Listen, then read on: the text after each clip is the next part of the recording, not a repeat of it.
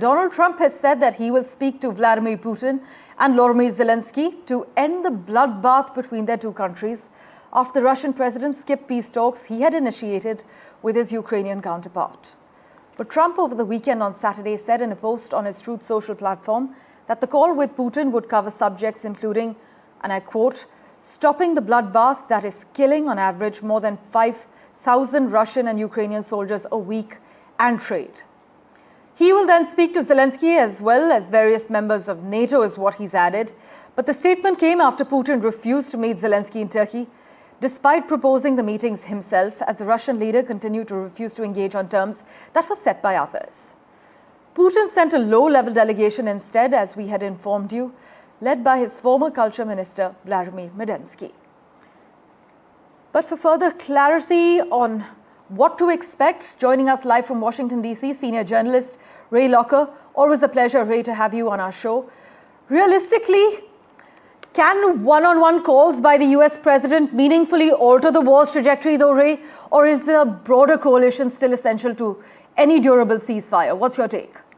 You got to have a lot of people working together on this. One-on-one call between President Trump and Vladimir Putin probably won't get it done. They've talked before and nothing has really happened. Right. And we've seen the Trump administration change repeatedly over the 120 days they've been in office, where they've been putting the pressure on Ukraine, then on Russia, kind of throwing up their hands in frustration at Russia's intransigence. And now we don't know what's going to happen. I mean, the Russians barely showed up in Turkey.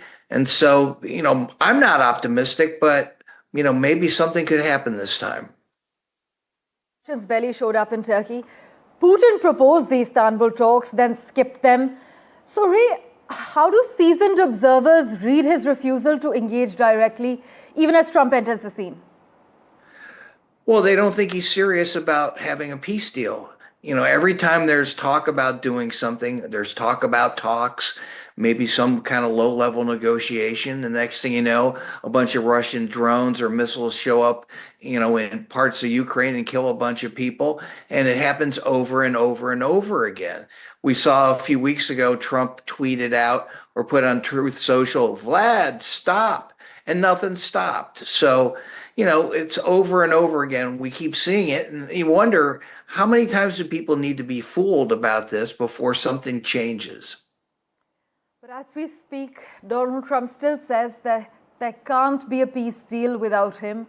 So would you argue that the White House is now personalizing the Ukraine peace process under Trump's brand of diplomacy? Oh, absolutely. I remember, when he was running for president and in the run-up to the inauguration, he said he was going to have a deal in one day. Absolutely. Well, it hasn't been one day. And he said, oh, that was an exaggeration, whatever. No one really knows what he means. No one knows where he stands, because he constantly changes his mind, as we've seen with tariffs and so many other things.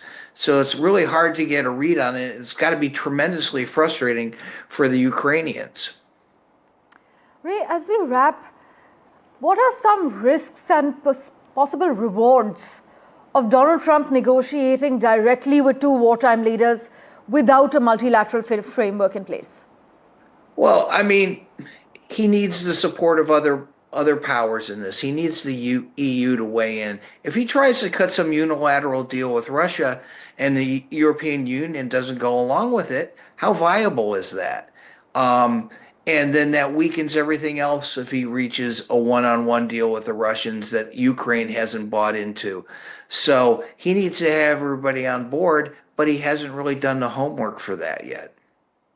Ray, as always, thank you so much for joining us with your views. We really appreciate your time, and we will, of course, revert to you for regular updates.